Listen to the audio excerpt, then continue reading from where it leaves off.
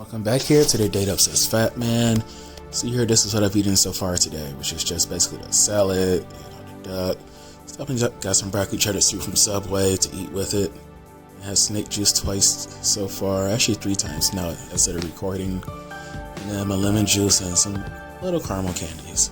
So, not so bad. Back at the doctor's again, about to walk for a bit. Let's see how much I can do. As you can see here, I did a lot. I was tired. I walked for a little over an hour straight for the entire time. Oh, got me. Okay. Oh, really? You want to do that to me? Okay, we're going to do this again.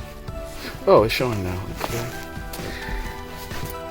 It should show 8,300 something, but that was there for my whole session. Only one person allowed it in a time. I'm not going to waste it. And I went back to the park again after the doctors and did one lap with Aiden and Nadine. So it took me from the 8,300 something to what you see there. And I'm sitting. I've not moved since then. I'm a little tired. But I am definitely going to do well on this step bet. And I'm starting to feel like I'm getting more energy. I'm feeling more active. Here goes the other numbers. Blood pressure is higher again. I am not liking that. Heart rate, I'm always happy with that.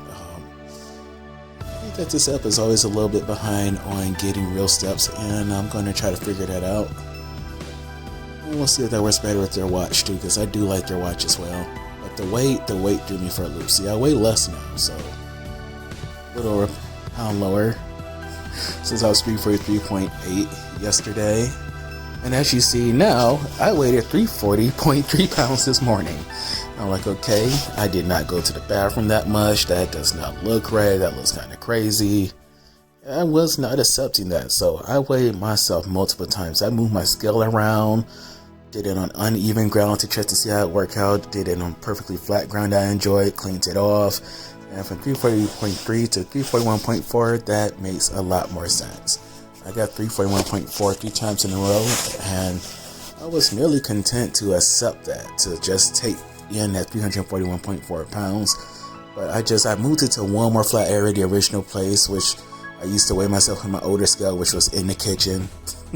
Used to keep the scale under the microwave in the kitchen, just pull it out. That was the best place that I found before, and I put it there. It got me 341.5 3 times in a row. So okay, I trust the area a bit more. Yes, it's slightly heavier there, but it was consistent before with my older scale, and I'm like, you know what?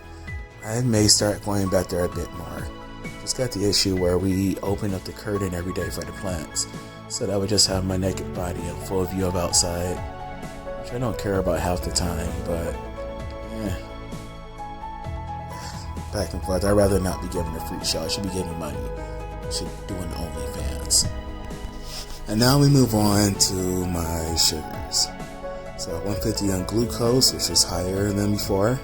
I took it early in this morning in a fasted state. My ketones increased to 0.2. So I figured out the problem with that was I ate a small bag of Flamin' Hot Cheetos before I went to sleep. So problem solved. It's not a big mystery. Okay, and I'm just going to go into a different topic here. As you see, there is a salad chopper and screen now, and that is one of a few things that I'm planning on buying. I mean, why should I keep using a salad knife or any knife to keep chopping up my vegetables? I mean, I go out of the way to clean them, get them properly ready. This is going to make preparing salads a heck of a lot easier. Looking forward to it. On top of that, I am still not good at consistently measuring myself around the waist or in body parts. So I can get in this Bluetooth enabled, tape measure. And while it doesn't need it, I love that it connects to an app that lets you measure multiple body parts, so I can track all of those, so I can better keep up with what's happening. It's pretty cool. I'm looking forward to using it. I'm looking forward to keeping track of where I'm actually losing weight, where the change is actually coming in at. Like, I've noticed a change in part of my upper arms and a few other parts, but it takes a while to really see changes in other parts of your body. Other people are telling me what they see and I can't see it. It's like, you know what? Why not just build up the data? Let's just measure everything. And this is the replacement lion's mane that I just ran out of. As I spoke about in one of my earlier videos, I am autistic, and I felt that the lion's mane, which I was taking in pill form, was helping me out a lot in concentration and getting along with other people. I used the last pills a few days ago. It's like, I could put this in my fat bombs or something else and it can help. And this is something I haven't spoken about much on the channel, but this pH meter, I'm going to use this to test the pickles that I've made. See, I started making pickles late last year, and back in December, I made something like 8 to 10 jars of pickles. Most of them are 32-ounce jars. 2 of them, or possibly 3 of them, if I remember right, are 64-ounce jars. And, I weighed them all. I cleaned the container, chopped up the pickles in the cut that I like. It's not regular slices. I love them in these chunks. And I boiled a lot of apple cider vinegar and put it in, as well as with a few seasonings that I liked. And usually you're supposed to follow recipes when you do this. You dilute the vinegar a bit and use certain things to help out so that you can be safe from botulism. But I love that really strong vinegary taste that you get when doing it with my method.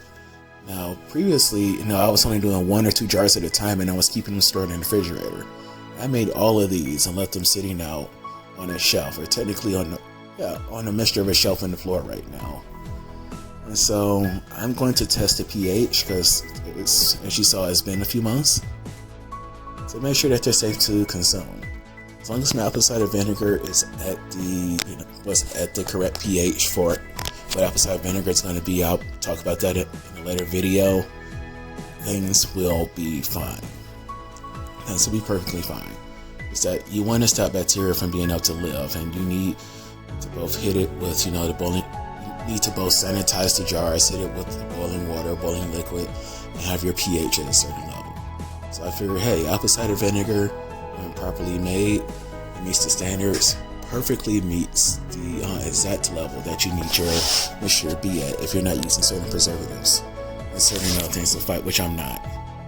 So, 1, I love that taste, so that's why I don't need to use it. And 2, in addition to loving that taste, it's just works out for me simpler. So I figure, if my apple cider vinegar is at the right standard or even higher by boiling it, because I did get it to a boil, it would have lost some of the water from within it. So it should be at a higher pH than what most manufacturers sell their diluted apple cider vinegar at anyway. So I should be fine. But I want to make sure I'm safe. I do not want to be rushed to the hospital. Honestly, I don't have anyone that would drive me there. Me and my kid can't drive me. The other person is scared to death for driving, so I would die. I mean, you could call the ambulance, but yeah, I already know it. If something happens to me, I'm gonna die. So I need to make sure this is safe. Also did a bit no-no with this batch. See, I used to use these jars for other reasons. So while they're not rusted out or anything, you're supposed to use these jars when you're planning to do long-term canning or whatever for just one-time use for the first time. With new lids, I did not buy new lids. So that's another thing to consider here. You see, I used to make lots of salads with them, as well as some overnight oats. Oh, I miss those oats. Oh, those oats are from 6-7 years ago. Very tasty, very good going down. I mean, you shake up the whole bottle anyway, stir it up so it doesn't stay pretty as you eat it, but it's really nice to look at. But those were pretty wonderful. They didn't used to make those. We were together. But this is what I love to use my pickles for now. I call this an adult Lunchable. A person, told me in my introverts group that, hey, that's a charcuterie board. I love them. Like, oh, so there's a fancy word for what I like. Not an adult Lunchable, a charcuterie board. I'm fancy, y'all. And that little block up there is the seaweed. I love seaweed. You can call it nori or little seaweed sheets, but this one is extremely spicy. When I send a picture there, but I eat a few other versions as well. But this is the one that I am so in love with right now. It's the spicy brand that I get right off of Amazon. The Kim Nori Korean crispy spicy wheat. Before I get into the other versions that I like though, I'm just showing you this is another way that I set up my charcuterie boards here. And I use different types of cheese. I use white cheddar, I use Colby Jack, I use Colby Pepper Jack, I've used American. I prefer the white cheddar the most. The meat there is roast and turkey breast, turkey tenderloin. That's my snack mix, and then of course a mixture of mustard. But as you see now, this little cheapo brand I get from Kroger, I get that when I have to settle for it. I do not love it. It knows I don't love it. It's rarely in this house, and when it's here, it's dying immediately. This bad boy also comes from Kroger, but unlike the other one, it is beloved. It's also dying quickly, but it's not dying alone. I buy a lot of them when I get them. And what you're seeing now, this is what I consider to be my standard. You get in this huge 24 pack, I order it off Amazon as well. It lasts forever, or at least for as long as seaweed can last. It's because, I go through 1 to 2 of those packs every day.